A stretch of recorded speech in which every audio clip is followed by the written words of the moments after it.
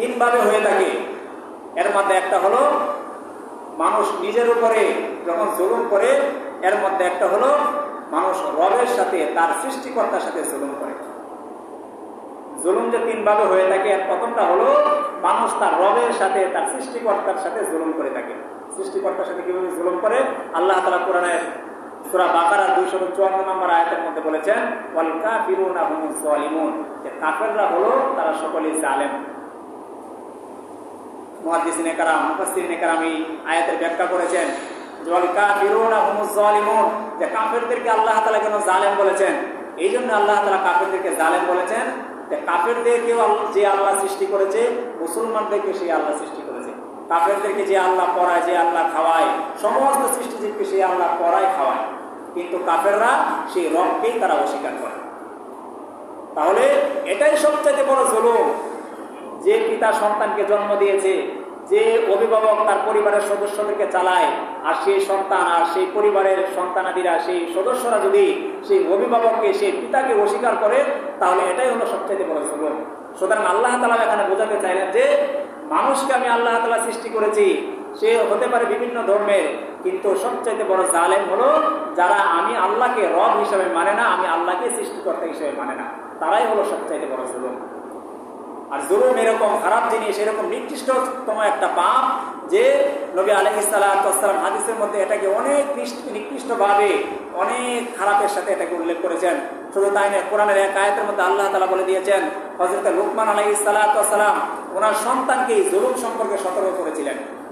যে উনি ওনার সন্তানকে বলেছিলেন, ইয়া বুনাইয়া লা তুশরিক বিল্লাহ ফা ইন্না শিরকা লাযুলমুন আযীম, যে হে আমার সন্তান, হে আমার প্রিয় সন্তান, তুমি জেনে রাখো যে নিশ্চয় জুলুম হলো এমন একটা পাপ, আর এই জুলুমের মধ্যে সবচেয়ে বড় জুলুম হলো শিরক, আল্লাহ পাকের সাথে অংশীদার সাব্যস্ত করা।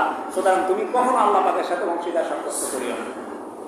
এই জন্য মোহতারাম হাজির, জুলুম যে তিন ধরনের হয়ে থাকে, এর মধ্যে প্রথম ধরনের জুলুম হলো নিজের সৃষ্টিকর্তার সাথে, নিজের রবের সাথে জুলুম করা। এর চাইতে বড় জুলুম হতে পারে না। যে আল্লাহ আমাকে সুস্থ রাখেন, আমাকে অসুস্থ করেন, আমাকে এত সুন্দর সুঠাম দেহের অধিকারী বানিয়েছেন, আমাকে এত খাবার দাবারের এত কিছুর ব্যবস্থা করতেছেন, আমাকে ফিরি ফিরি পানি দিচ্ছেন, হাওয়া দিচ্ছেন, শ্বাস প্রশ্বাস নিচ্ছি প্রতি সেকেন্ডে কতবার।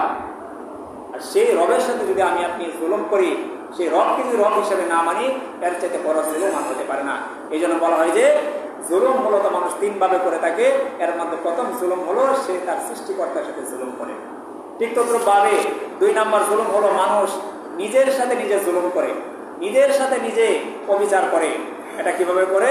যখন মানুষ নিজের যে মনের কুপ্রবৃত্তি রয়েছে, নিজের যে একটা নফস রয়েছে, আত্মা রয়েছে, নফসানিয়াত রয়েছে, তার মন যে রয়েছে, তার মন যেটা চায় সে সেটাই করে। আল্লাহ যে তাকে একটা বিবেক দিয়েছে, একটা সুস্থ মস্তিষ্ক দিয়েছে, এটাকে সে কাজে লাগায় না। শয়তান তার মস্তিষ্কের মধ্যে ভালো হোক, মন্দ হোক, পাপাচার হোক, গুনাহ হোক, যেটাই ঢুকিয়ে দেয়, সে এটাকে বাছ বিচার না করে ওই কাজে সে লিপ্ত হয়ে যায়। এটা হলো 2 নম্বরের জুলুম, অর্থাৎ মানুষ নিজের সাথে নিজে জুলুম করে। অথচ আল্লাহ তাআলা মানুষকে বানিয়েছেন আশরাফুল মাখলুকাত। এই মানুষ যখন বিবেকটাকে কাজে লাগাবে, বিবেকটাকে কাজে লাগিয়ে যখন সে চলবে, তখন আল্লাহ তাআলা বলেছে এই মাটির মানুষ তখন আর মাটির মানুষ থাকে না, সে ফেরেশতার চাইতে দামি হয়ে যায়। সুবহানাল্লাহ। আবার আল্লাহ তাআলা বলেছে এই মানুষ যখন তার বিবেকটাকে কাজে না লাগাবে, বিবেককে কাজে না লাগিয়ে সে তার মনের চাহিদা মতে মন চাহি জিন্দেগি করবে, তখন এই মানুষটা ফেরেশতা দূরের কথা, সে মানুষই থাকে না, সে চতুষ্পদ জন্তু যে রয়েছে সেই জন্তুর চাইতে নিকৃষ্ট হয়ে যায়। বালহুম আদল উলাইকা হুমুল গাফিলুন, আল্লাহ তাআলা বলে দিয়েছেন তারা ওই চতুষ্পদ জন্তুর চাইতে আরো নিকৃষ্ট হয়ে যায়। সুতরাং জুলুম যে 3 ধরনের হয়ে থাকে, সর্বপ্রথম বলেছিলাম মানুষ আল্লাহ পাককে অস্বীকার করার মাধ্যমে, শিরিক করার মাধ্যমে জুলুম করে। 2 নম্বরে মানুষ সে নিজের নফসানিয়াত, নিজের সাথে সে জুলুম করে, নিজের মন যা চায় সে সেটাই করে, সেটা করার মাধ্যমে সে পাপ অর্জন করে, আর এই পাপের মাধ্যমে সে দুনিয়াতেও ধ্বংসপ্রাপ্ত হয় আর তার পরকাল তো বরবাদ হয়েই যায়। সুতরাং এর দ্বারা বোঝা যায় মানুষ যে নিজের উপরে জুলুম করে, এটা মানুষের নিজের হাতের কামাই। সুতরাং মানুষ যখন নিজের উপরে জুলুম করবে, সেই জুলুমের পাপ সে দুনিয়াতেও ভোগ করবে এবং পরকালে তার জন্য আবাবিল আবাল জিন্দেগি, তার জন্য শাস্তির সম্মুখীন হতে হবে। আদম আলাইহিস সালাতু ওয়াস সালামকে আল্লাহ তাআলা জান্নাতে যখন রেখেছিলেন, ওনাকে বলেছিলেন যে আপনি ওই গাছের কাছেও যেন না, গাছের ফল খাবেন দূরের কথা, ওই গাছটার কাছেও যাবেন না। কিন্তু শয়তান ফুসলিয়ে ওনাকে ধোঁকা দিয়ে আল্লাহ পাকের সেই আদেশ থেকে ওনাকে সরিয়ে দিয়েছিলেন। উনি ভুল করেছিলেন, যার কারণে উনি নিজের উপরে নিজে জুলুম করেছিলেন। দীর্ঘদিন কান্নাকাটি করার পরে উনি দোয়া করেছিলেন, রব্বানা যালামনা আনফুসানা ওয়া ইল্লাম তাগফির লানা ওয়া তারহামনা লানাকুনান্না মিনাল খাসিরিন।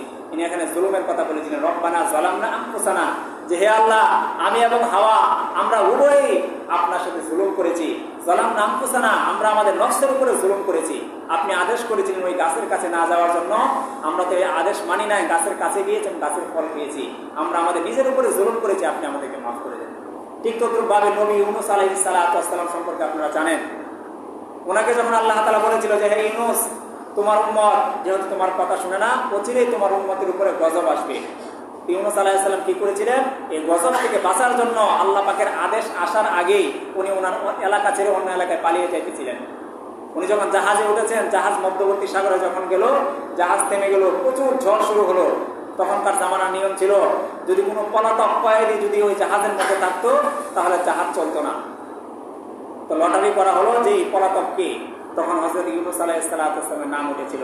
তখন ওনাকে সেই জাহাজ থেকে সমুদ্রে ফেলে দেওয়া হয়েছিল। উনি দীর্ঘদিন পর্যন্ত এই সমুদ্রের মধ্যে ছিলেন এবং উনি আল্লাহ পাকের কাছে দোয়া করেছিলেন, লা ইলাহা ইল্লা আনতা সুবহানাকা ইন্নী কুনতু মিনাজ জালিমিন। এই যে এখানে জালিম শব্দ উনি বলেছেন, যে হে আল্লাহ, আপনি আমাকে আদেশ দেন না এলাকা ছেড়ে অন্য এলাকায় যাওয়ার জন্য, আপনার আদেশ অমান্য করে আমি আমার নিজের উপরে জুলুম করেছি। সুতরাং আপনি যদি আমাকে রক্ষা না করেন, আমার আর কোনো রক্ষা নেই। তাহলে মোহতারাম হাজির, এই যে দুইটা ঘটনা, এই দুইটা ঘটনা দ্বারা বোঝা যায় মানুষ যে জুলুম করে কয়েকভাবে। একটা হলো আল্লাহ পাকের সাথে জুলুম শিরিক করার মাধ্যমে, আর দ্বিতীয় নাম্বারে হলো সে নিজের উপরে নিজের বিবেকটাকে কাজে না লেগে নিজের উপরে নিজে সে জুলুম করে। যেরকম ভাবে আদম আলাইহিস সালাম এবং নবী হযরত ইউনূস আলাইহিস সালাম আল্লাহ পাকের আদেশ অমান্য করার কারণে ওনারা নিজের উপরে জুলুম করেছিলেন এবং আল্লাহ পাক ওনাদের তওবাকে কবুল করেছিলেন। আমরা ওনার সময় দেখা যায় যে আমার যে নফস রয়েছে, আত্মা রয়েছে, সেটার পূজারি আমরা বেশিরভাগ। কয়জন আমরা বিবেক কাজে লাগাই? হয়তো মনে করি যে কেউ দেখছে না, ঘরের ভিতরে পর্দার আড়ালে মানুষের দৃষ্টির অগোচরে এরকম কাজ করে ফেলতেছি, কিন্তু নিজের কাছে নিজে কিন্তু আমি আপনি ধরা। রাত্রে যখন একা একা শুইব, তখন কিন্তু চিন্তা করলে নিজের বিবেকের কাছে নিজে আটকা পড়ে যাব, নিজে ধরা পড়ে যাব।